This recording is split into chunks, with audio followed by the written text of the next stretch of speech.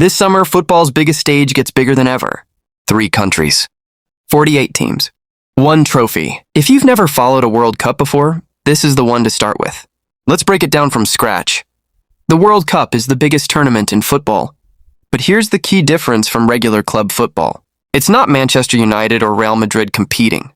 It's entire countries.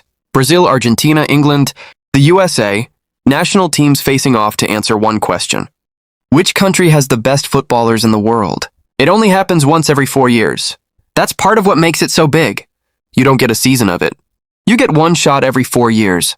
So when it finally arrives, the whole planet stops to watch. Now, 2026 is different from every World Cup before it.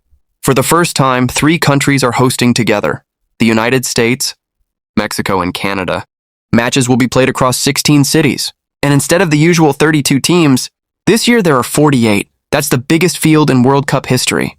More teams means 104 matches spread across 39 days, the longest World Cup ever played.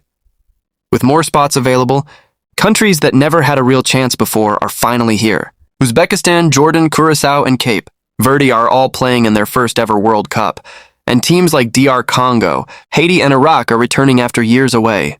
For some of these nations, just qualifying is already the biggest moment in their football history. There's also an emotional side to this tournament. Cristiano Ronaldo has already confirmed this will be his last World Cup. Lionel Messi and Luka Modric are both expected to be playing their final one too. So while a new generation tries to make history, some of the greatest players to ever touch a football are getting their final bow on the biggest stage there is. Now let's talk about how teams even get here, because not everyone just shows up. Out of around 200 countries in the world, only 48 make it. Before the tournament starts, every country has to qualify through its own region, called a confederation. Europe has one. South America has one. So does Africa, Asia, North and Central America, and Oceania. Teams play qualifying matches over months, sometimes years, just to earn a single spot. For big football nations, qualifying is expected. For smaller ones, simply getting there is already a historic achievement. The host nations, USA, Mexico, and Canada, skip all of this. They're in automatically. Once qualifying is done, there's a draw. This decides which teams land in which groups. Teams are split into pots, so the strongest sides don't all end up together. But even with that system, some groups still turn brutal, with 3 or 4 genuinely strong teams stuck together. That's where you get the phrase, group of death. It doesn't decide who wins the tournament, but it can make one country's path a lot harder than another's. After the draw, the tournament actually begins with the group stage. 48 teams are split into 12 groups of 4. Each team plays the other 3 in its group, 3 matches each. A win is worth 3 points. A draw is worth 1. A loss gets you 0. Here's something that confuses a lot of beginners coming from sports like basketball or football, the American kind. Yes, games can simply end in a tie. No overtime, no shootout, just a tie, and both teams take a point. After 3 matches, the top 2 teams in every group move forward automatically. And this year, there's a new twist. The 8 best third-place teams across all 12 groups also sneak through, so finishing third isn't the end of the road anymore, but it's risky. One bad result, one missed chance, and your whole tournament can be over before the real action even starts. If teams finish level on points, the tiebreaker is usually goal difference. Goals scored minus goals conceded.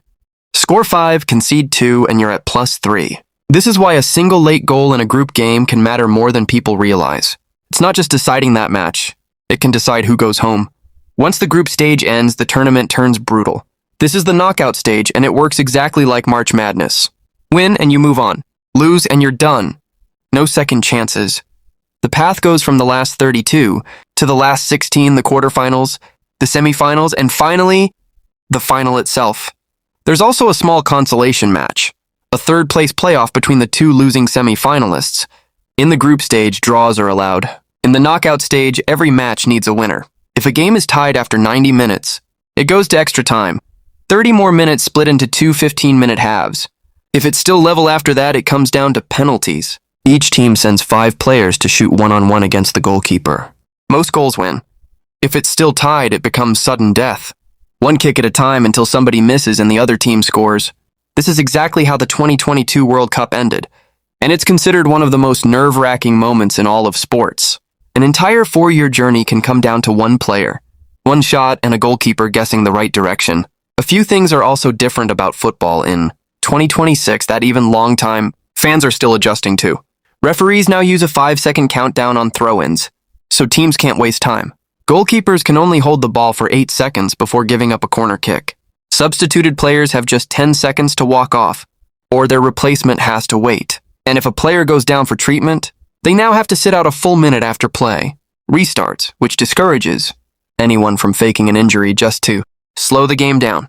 Because matches are being played everywhere from Mexico City's high altitude to Miami's brutal heat, FIFA has also added mandatory hydration breaks. It's not a tactical timeout. It's simply about keeping players safe when conditions get dangerous. So that's the World Cup, from qualification all the way to the final whistle. 48 teams, 3 host countries, and 1 trophy that only comes around once every 4 years.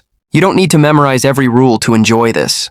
You just need one moment, one shocking goal, one underdog story, and you'll understand exactly why a billion people stop everything to watch this tournament. If this helped, subscribe. More World Cup breakdowns are coming before the tournament kicks off.